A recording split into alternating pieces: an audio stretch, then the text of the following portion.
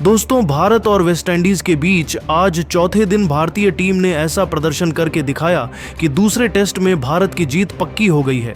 आज चौथे दिन पहले कुलदीप यादव, फिर जसप्रीत बुमराह ने अपनी गेंदबाजी से कहर बरपाया और अंत में भारतीय बल्लेबाजों का तूफान आया कि वेस्टइंडीज को हार के लिए मजबूर कर दिया। और अब भारत के इतने खतरनाक प्रदर्शन पर वेस्टइंडीज के दिग्गज बुरी तरह बौखला गए हैं और अपनी टीम को लताड़ लगाते हुए कुछ ऐसे चौंकाने वाले बयान दिए हैं जिसे सुनकर तो आपके होश उड़ जाएंगे। तो दिखाएंगे इस वीडियो में कि किसने क्या कहा, तो अंत तक जरूर देखिए। और अगर आप भी भारतीय टीम के फैन हैं तो इस वीडियो को दिल से लाइक जरूर कीजिएगा। दोस्तों, इस टेस्ट मैच में भारत ने टॉस जीतकर पहले बल्लेबाजी करने का फैसला किया और अपनी पहली पारी में 5 विकेट के नुकसान पर 518 रनों का विशाल स्कोर घोषित की। भारत की ओर से ओपनर यशस्वी जायसवाल और केएल राहुल ने भारतीय पारी की शुरुआत की, लेकिन 58 के स्कोर पर केएल राहुल 38 बनाकर वारिकन की गेंद पर स्टंप आउट हो गए। राहुल के आउट होने के बाद जायसवाल साई सुदर्शन के साथ मिलकर भारतीय पारी को संभाला और शानदार शतक लगाकर भारत को मजबूत स्थिति में पहुंचाया। इसी बीच साई सुदर्शन ने भी अपना अर्धशतक पूरा किया, लेकिन साई अपने शतक से चूक गए और 87 रनों की निजी स्कोर पर वारिकन की गेंद पर एलबीडब्ल्यू आउट होकर पवेलियन लौट गए। साई के आउट होने के बाद जायसवाल का साथ देने आए कप्तान गिल आए, जिन्होंने यशस्वी जायसवाल के साथ पारी को आगे बढ़ाया, लेकिन इसी बीच गिल की गलती की वजह से जायसवाल रन आउट हो गए। आउट होने से पहले जायसवाल ने अपनी पारी में 258 गेंदों में सामना करते हुए 175 रन बनाए। जायसवाल ने अपनी मैराथन पारी में 22 बार गेंद को सीमा रेखा पार पहुंचाया।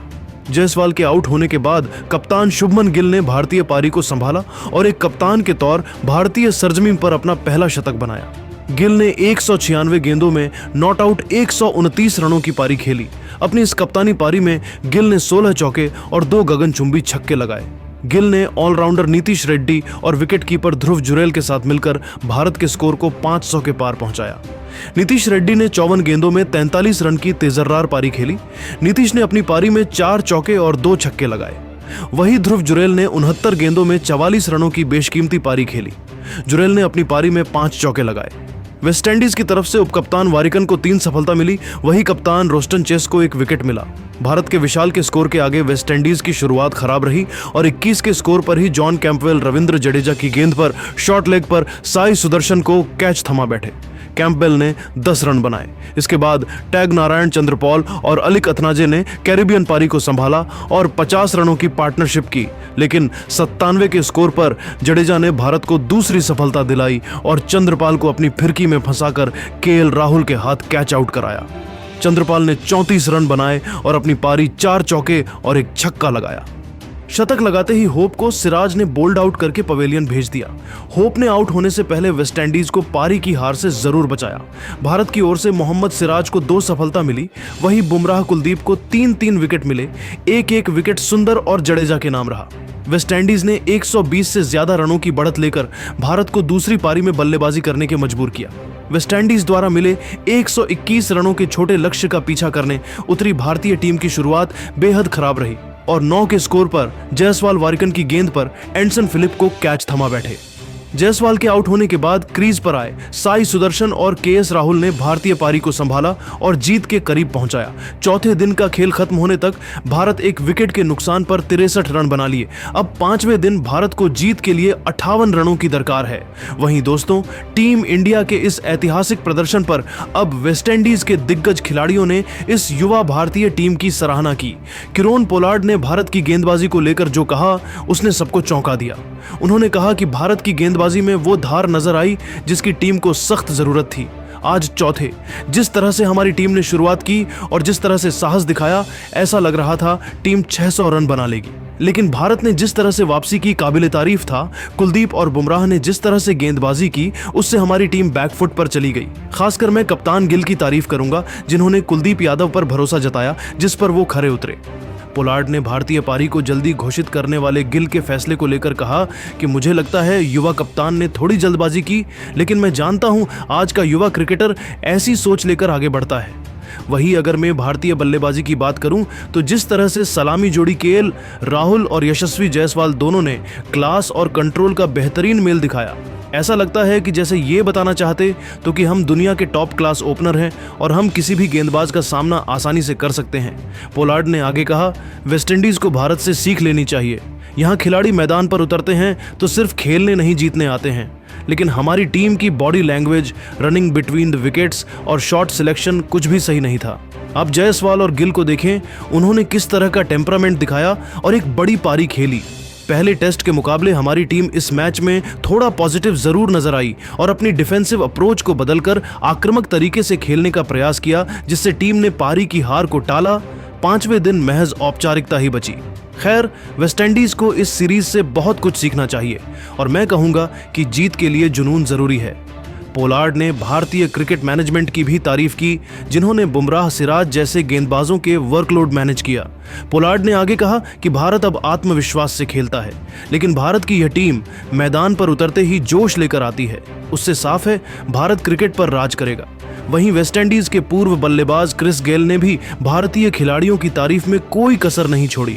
उन्होंने कहा, अगर किसी ने यह मैच देखा हो तो वह समझ सकता है कि भारतीय टीम आज दुनिया की सबसे संतुलित टीम क्यों है। वेस्टइंडीज क्रिकेट को भारत से सीख लेनी चाहिए और क्रिकेट में राजनीति नहीं करनी चाहिए। रिचर्ड्स ने कहा कि हम इतनी दूर से मैच देखने आए, लेकिन एक भी पल ऐसा नहीं लगा कि हमारी टीम जीतने के लिए खेल रही है। रोस्टन चेस की कप्तानी वाली मैं वो जीत का जुनून नजर नहीं आया। रिचर्ड्स ने आगे कहा कि आप भारतीय टीम में कुलदीप के से और ज्यादा संतुलित नजर आ रही है।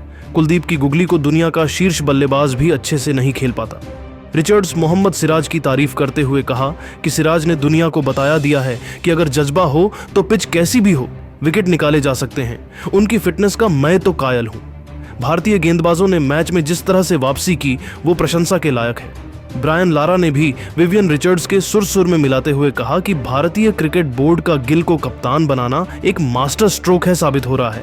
उन्होंने इंग्लैंड में जिस तरह की कप्तानी की उसने बता दिया कि वो लंबी रेस के घोड़े हैं। भारतीय टीम अभी बिल्कुल संतुलित नजर आ रही है। ब्रायन लारा ने खास तौर पर यशस्वी जायसवाल की तारीफ करते कहा कि अगर मुझे पैसे देकर किसी बल्लेबाजी देखनी हो तो वो जायसवाल होंगे। क्या टेक्निक और टेम्परामेंट से खेलता है। मैंने उससे कहा था कि मेरे गेंदबाजों को आराम से मारो और उसने बड़ी सहजता से जवाब दिया, मैं कोशिश कर रहा हूं सर। वाकई कमाल का लड़का है। भारतीय क्रिकेट का अगला सुपरस्टार अगर कोई है तो वो जायसवाल है। लारा ने वेस्टइंडीज को लेकर कहा कि हमारी टीम को अभी बहुत कुछ सीखना है। रोस्टन चेस को टीम में जज्बा लेकर आना होगा, तभी जीत मिलेगी। दोस्तों, भारत अब वर्ल्ड क्रिकेट का पावर हाउस बन चुका है, जहां हर बल्लेबाज में क्लास है और हर खिलाड़ी में चैंपियन का दिल। दोस्तों, इस पर अपनी राय कमेंट जरूर करें। पकड़ी थी वो अब तक कायम है और आगे भी रहेगी। क्रिकेट को भारत से सीख लेनी चाहिए और क्रिकेट में राजनीति नहीं करनी चाहिए। अख्तर ने कुलदीप और जडेजा की तारीफ और कहा कि ये दुनिया के टॉप स्पिनर है, इनको खेलना बिल्कुल भी आसान नहीं है। कुलदीप की गुगली को दुनिया का शीर्ष बल्लेबाज भी अच्छे से नहीं पढ़ पाता। वही जडेजा की स्पीड को आप मैच नहीं कर सकते। रिकी पोंटिंग ने भी अख्तर की सुर में मिलाते हुए कहा कि भारतीय क्रिकेट बोर्ड का गिल को कप्तान बनाना एक साहसिक फैसला था, जिस पर वो खरे उतरे और मुझे पूरी उम्मीद है कि वर्ल्ड क्रिकेट पर राज करेंगे। उन्होंने इंग्लैंड में दिखाया था कि उनमें कप्तानी गुण कूट कूट कर भरे हुए और वहां उन्हें सफलता भी मिली, और वही काम उन्होंने भारत में किया। अपनी कप्तानी का लोहा मनवाया और वेस्टइंडीज को चारों खाने चित कर दिया।